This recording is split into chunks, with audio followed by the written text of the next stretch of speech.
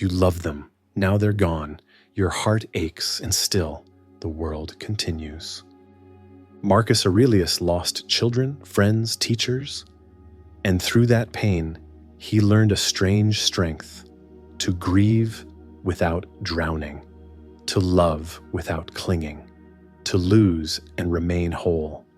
We speak today about something universal, yet deeply personal, the experience of loss, not as modern psychologists or grief counselors would approach it, but through the eyes of a Roman emperor who faced tremendous loss while bearing the weight of an empire.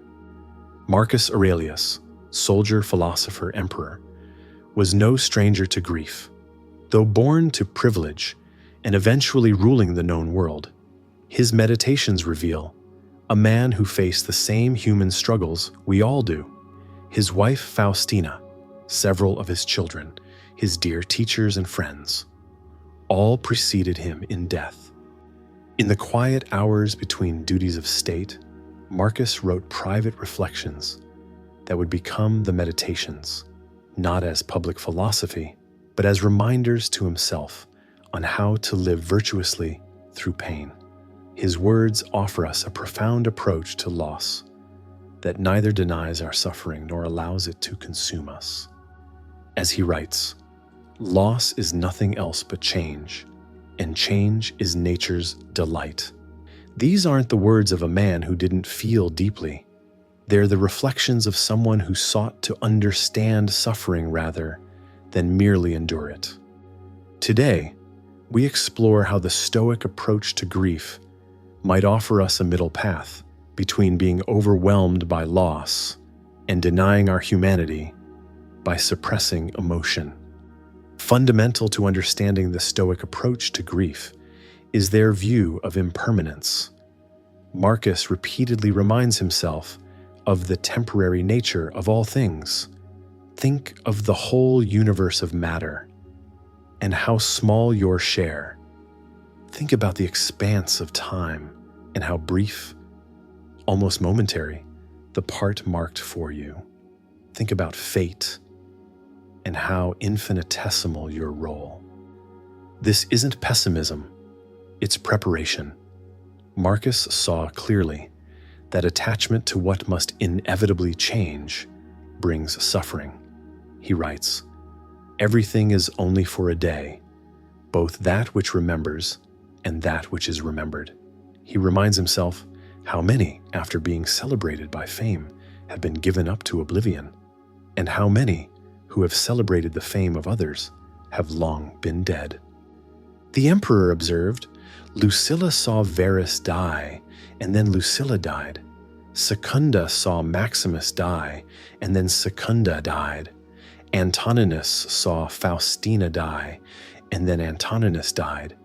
Such is everything."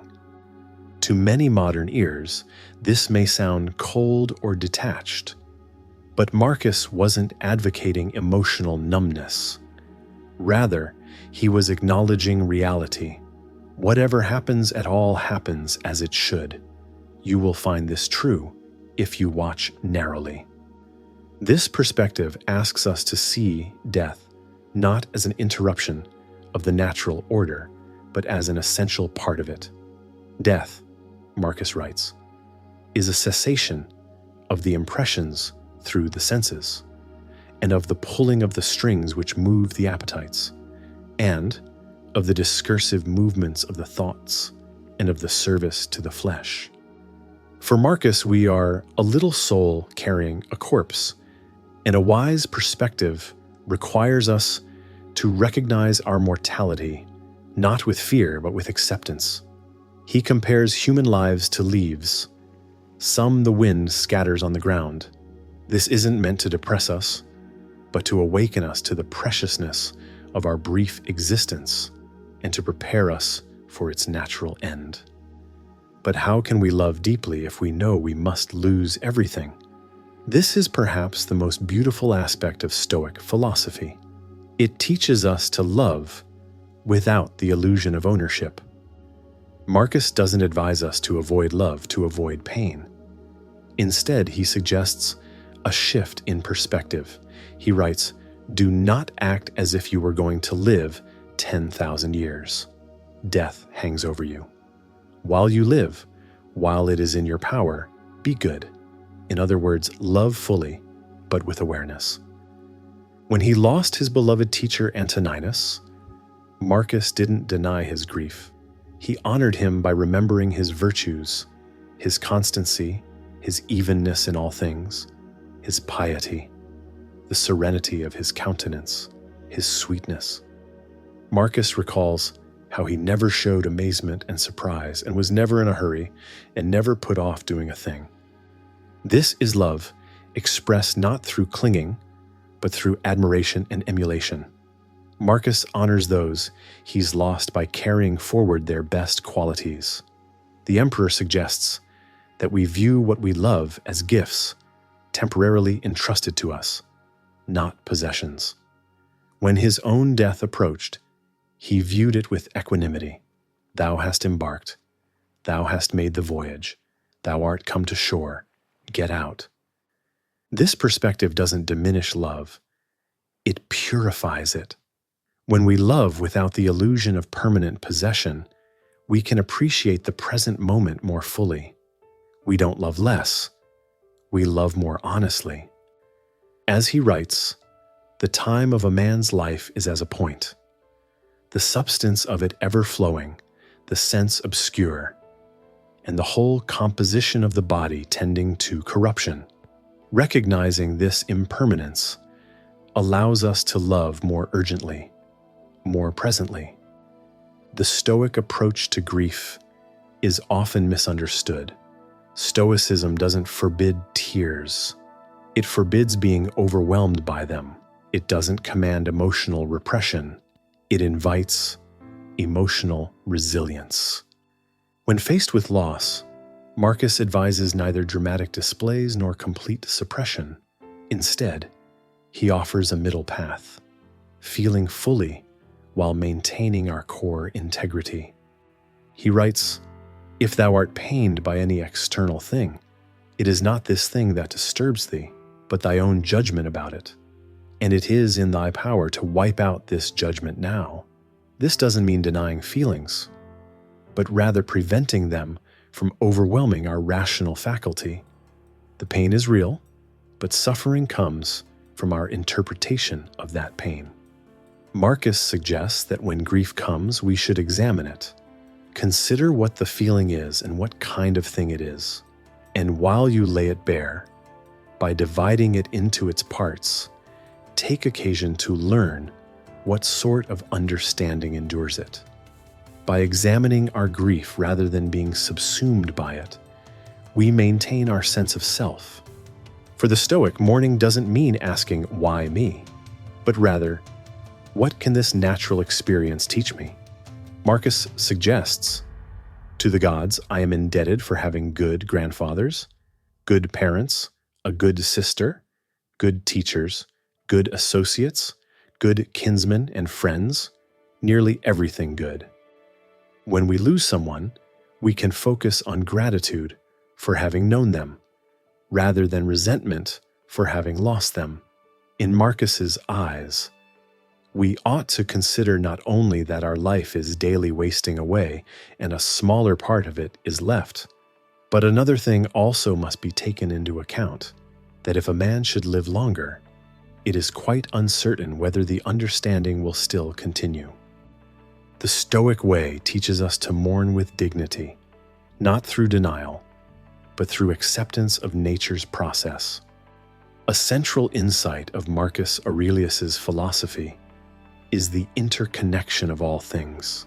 He reminds himself, "All things are implicated with one another, and the bond is holy, and there is hardly anything unconnected with any other thing." When we lose someone, this perspective can be profoundly comforting. Death is not removal. It is return. The elements that made up our loved ones are not destroyed but transformed. Marcus writes, "That which has died falls not out of the universe. If it stays here, it also changes here, and is dissolved into its proper parts, which are elements of the universe and of thyself. And these too change, and they murmur not. The Stoics saw the universe as a great organism with a rational order. Our individual lives flow from and return to this greater whole. As Marcus observes, "For thou consistest of these things which now return to those sources from which they were derived." This is not mere poetic sentiment, but a reflection of the Stoic physics.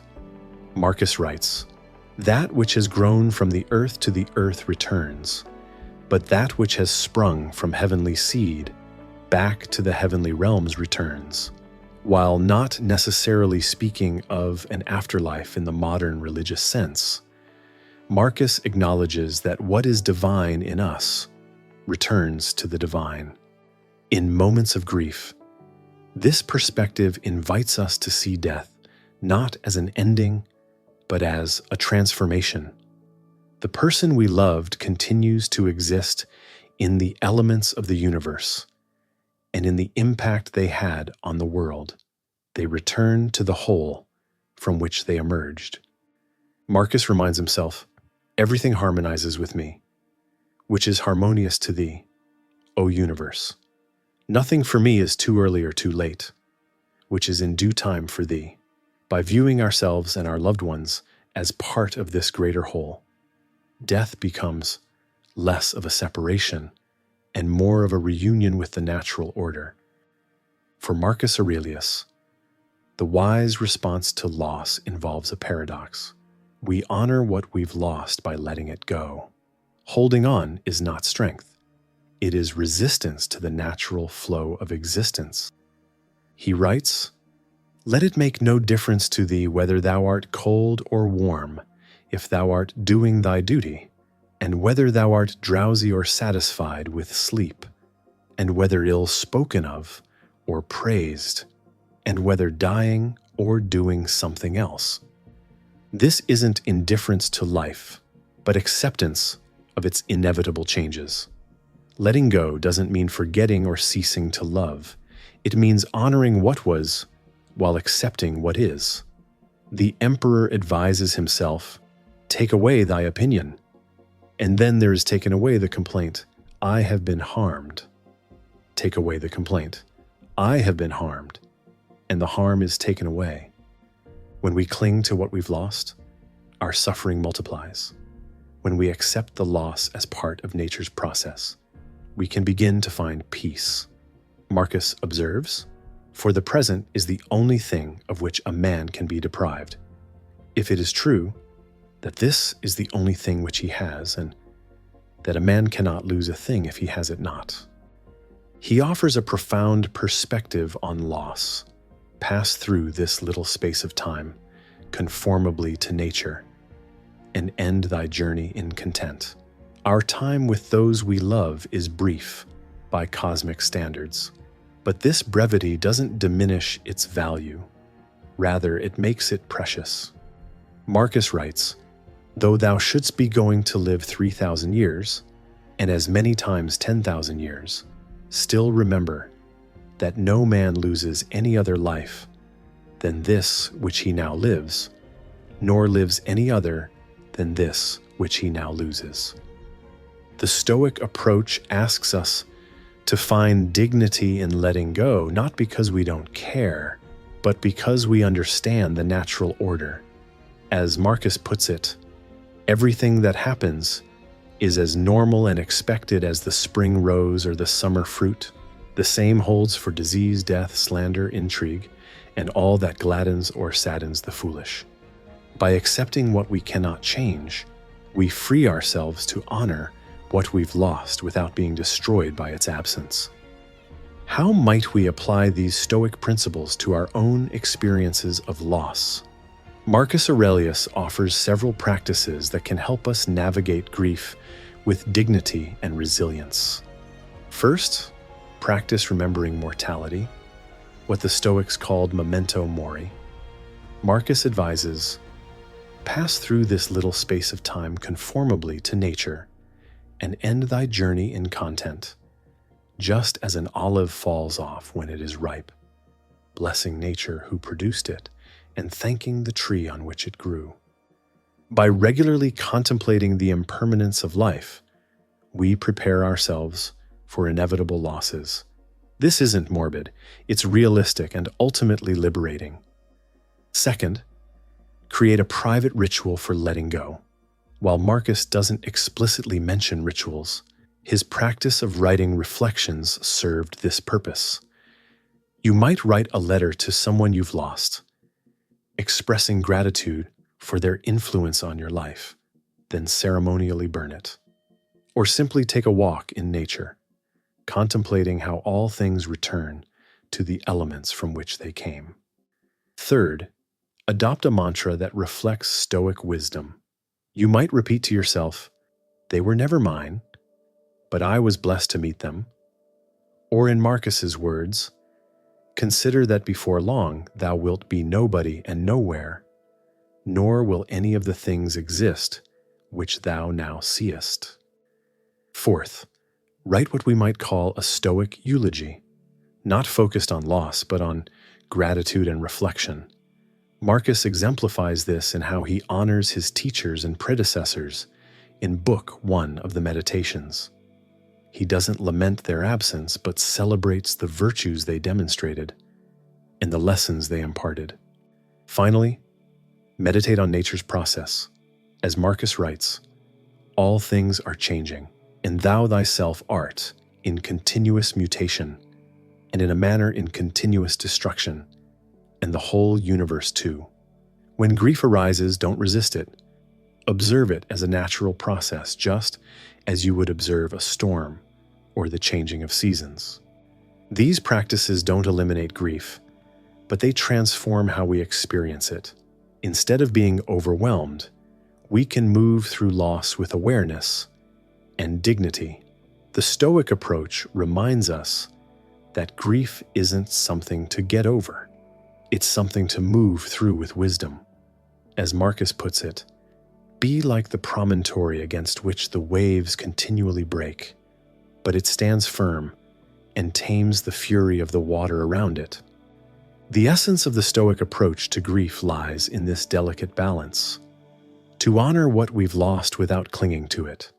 This isn't emotional detachment, it's a deeper form of love that acknowledges the true nature of existence. Marcus writes, "Look back over the past, all those many changes of dynasties, and you can foresee the future too. It will be completely alike, incapable of deviating from the rhythm of the present. So for the study of human life, 40 years are as good as 10,000. What more will you see?" From this perspective, our grief becomes not a desperate grasping at what's gone, but a gentle acknowledgement of what was. We honor those we've lost, not by refusing to let go, but by carrying forward their virtues in our own lives. As the Emperor notes, the best way of avenging thyself is not to become like the wrongdoer. Similarly, the best way to honor those we've lost is not to be destroyed by their absence, but to live more fully in their memory. Marcus reminds himself, "Think of the universal substance, of which thou hast a very small portion, and of universal time, of which a short and indivisible interval has been assigned to thee, and of that which is fixed by destiny, and how small a part of it thou art." This perspective doesn't diminish the significance of our losses. It places them within a greater context that can bring solace. Our grief matters deeply, but it exists within a cosmos where all things flow and change. The Stoic path invites us to a profound acceptance that transcends mere resignation. Marcus writes, "Accept the things to which fate binds you, and love the people with whom fate brings you together, but do so with all your heart." It is possible to love wholly while accepting impermanence. It is possible to grieve deeply without being consumed. It is possible to honor what we've lost while continuing to live with purpose. In the end, the Stoic approach to grief isn't about suppressing emotion, but about finding strength in acceptance. It's about loving not despite impermanence, but because of it. The fleeting nature of life is precisely what makes it precious. As we conclude our exploration of the Stoic approach to grief, let us remember that Marcus Aurelius wasn't writing abstract philosophy. He was writing to console himself through real losses. His words have survived nearly 2 millennia because they speak to something timeless in the human experience. When he writes, "All things are changing and thou thyself art in continuous mutation," he's acknowledging a fundamental truth. Grief changes us. We never return to normal after significant loss, but perhaps we weren't meant to. Perhaps, as the Stoics suggest, we are meant to be transformed by our losses, not broken by them, but deepened, not hardened, but made more compassionate through our own suffering. Marcus reminds us, you have power over your mind, not outside events. Realize this, and you will find strength. In grief, this is our anchor. We cannot control what we lose, but we can shape how we respond to that loss. The Stoic path offers neither the false comfort of denial nor the bottomless pit of despair. Instead, it offers a middle way to acknowledge pain fully while maintaining our core integrity. As Marcus puts it, the art of living is more like wrestling than dancing, insofar as it stands ready against the accidental and the unforeseen, and is not apt to fall. Grief will come to us all. The question is not whether we will face loss, but how we will meet it when it arrives. The Stoic wisdom suggests we can meet it with dignity, with acceptance, and with a perspective that places our individual suffering within the greater patterns of existence. We've explored the art of letting go, with love, not bitterness. But what happens when we turn inward and find the pain is not from others, but from ourselves? In the next video, we'll explore Stoicism's approach to guilt, regret, and emotional residue, forgiving yourself the Stoic way, duty without shame.